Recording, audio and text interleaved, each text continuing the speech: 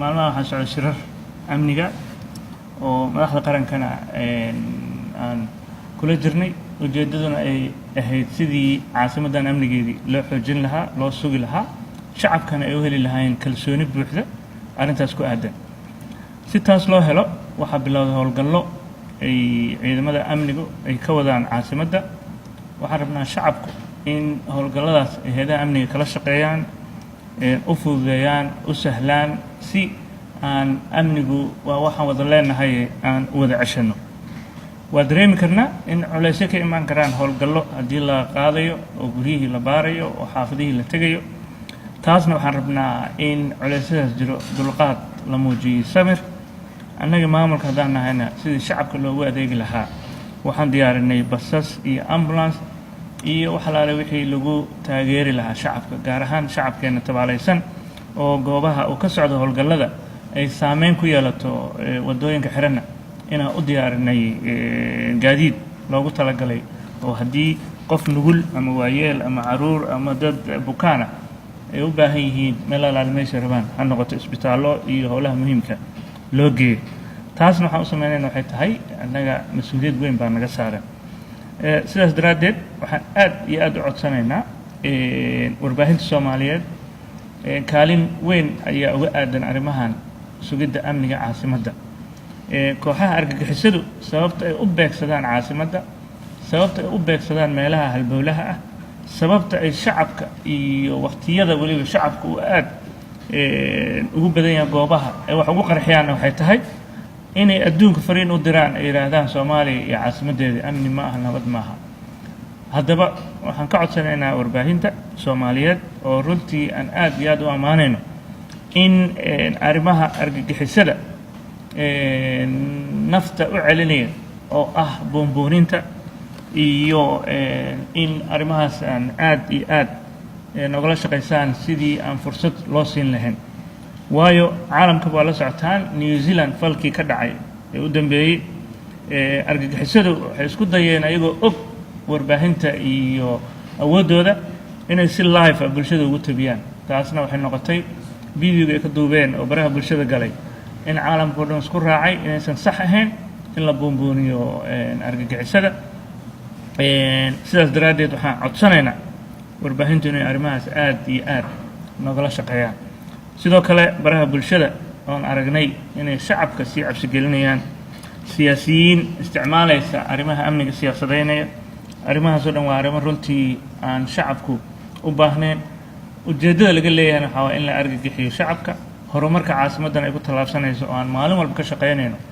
sidii aan waddooyinka u dhisi lahayn sidii ganacsiga aan ugu sahli lahayn inay horumarkooda sameeyaan sidii iskuulladii lacag la-aan looga dhigi lahaa isbitaalladii arrimahaasoo dhan horumarka caasimadda ka socoto ayay ka soo horjeedaan kooxuhu argagixisada sidaas daraaddeed waxaan rabnaa in arrimahaas sidaas loo fahmo intaas ka sokow waxaan rabaa inaan shacabka si gaara ugu sheego shirarka amniga aan ka qayb galayay muddada 10 sano aan joogayna runtii madaxweyne farmaajo iyo ra'iisul wasaare khayre sida ay noogala naxayaan shacabka oo mar allaala markaan shirarka amniga annaga aan ka hadalno oo aan sheegno shacabka loo dharmiyo shacabka loo naxo runtii ayagii madaxduna aad nooga horeyso ay mar walba si adag ula xisaabtamaan hay'adaha amniga marka ay noqoto shacabka iyo dhibaatada soo gaaray marka mar haddii aan u wada shaqaynayno warbaahintuna ay tahay dadka dulman inay cod u noqdaan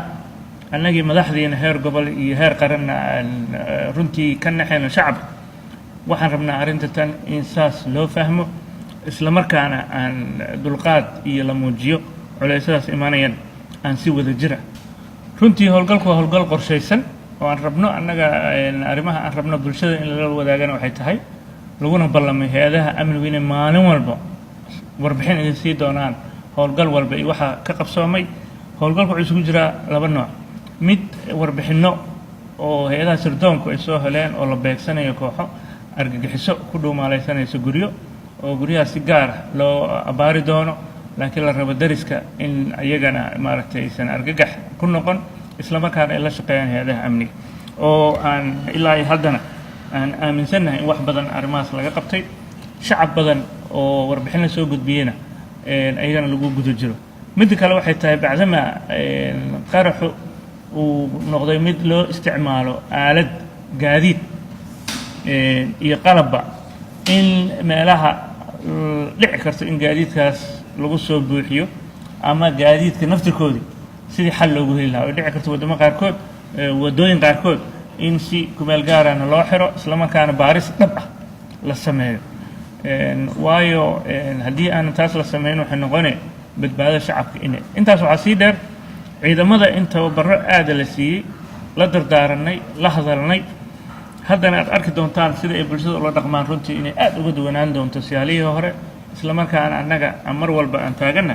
shacabka sidii loogu nexi lahaa loogala shaqayn lahaa. marka waa howlgallo noocyo badan isugu jira. marka waxaan rabnaa warbaahintan arrintaas inay si gaara noogala shaqayso. waxaa jiri doono fursado warbaahinta dhan inta la wado meelaha howlgal ka socdaan eedaha amniga aad raaci doontaan aad indhihiin kusoo arki doontaan. kooxahan falalka argixisada geysanaya shacabkay ku dhex jiraan guryahay ka soo toosaan. qof walba haddii aad qofka adiga kuu xigay aad qarsato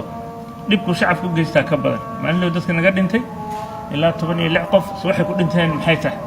waxay ku dhinteen waxay tahay haddii qofkii ogaa uu qariyey ama uusan sheegin ama gaariga marka la soo dhigay meesha uusan ka shakin in qofkii ka soo degay oo aan hay-adihii amniga loo sheegin waa la badbaadin karay. marka waxaan rabnaa shacabku inay helaan kalsooni ay cabsida uga baxaan oo dhinaca kale u istaagaan oo ay u dareemaan inay muxuu ahaa magaaladan nadiif ka dhigi karaan amni ka dhigi karaan qof allaale qofka ku dhex dhuumaalayna ay sheegi karaan. waqti waa laga soo gudbay oo ah hebel haddaad sheegto ama qofkii kale wax kuu geystaa. nidaam iyo sharci aan rabnaa kala dambeyn. marka waxaan rabnaa shacabku inay aad iyo aad guryahooda uga shaqeeyaan. waxaana soo gaartay xaafado qaarkood barnaamijka darisaynta aan wadnay in la bilaabay si wanaagsan u socdo. qolooyin dhallinyarahana ay isku dayeen inay guryo kiraystaan markii la yidhi dokumentigiina keena iyo meesha ka socotaan muxuu ahaa ay qaarkoodna dokumenti been abuura dhiibteen qaarna markii la yidhi degmadaas kula tagno waxayna soo kala caddeeyna guriga inaan kaa kirayn karo ay dhuunteen ayagana lagu raad joogo. marka waxaan rabnaa haddii aad guri kiraynayso haddii dariskaaga guri kiraynayo qofkii soo dego waa inaad ogaataan waa in loo sheego hay-adaha amniga si aan wax uga qabanno. intaas waxaa sii dheer hoteellada waxaan ognahay dadka ay dejinayaan aanan iska hubinin boorsooyinka la soo gelayaan aanan hubinin. waxaan rabnaa hotel walba isagaa mas-uul ka ah dadka uu deegaanka u noqonayo. adduunka caalamka waa la socotaa maraykan iyo london meel walba daan tago baasboorkayga haddaanan dhiibin hoteelka lagama kiraynayo. intan waxaan rabnaa qof aan diiwaan gashnayn haddii hotel laga kireeyo qofkaasna uu fal keeno hoteelkaas isagaa mas-uuliyadda qaadaya. marka waxaan rabnaa mas-uuliyad waa mas-uuliyad wadareed u baahan inaan ka wada shaqayno. waa dhab waa hubaa aniga in shacabku ay yihiin shacab bisil diyaarna u ah laakiin inta farakutiriska argixisada la shaqaynayso u adeegayso la jirto haddaana meel uga soo wada jeesan waxa ay diidan yihiin waa nolosheenna waay. marka nolosheennii inaan cid uga aabiyeelna ma aha. marka arrintan waxaan rabnaa inaan si muxuu ahaa adag ula dagaalno kooxahaas argixisada ah.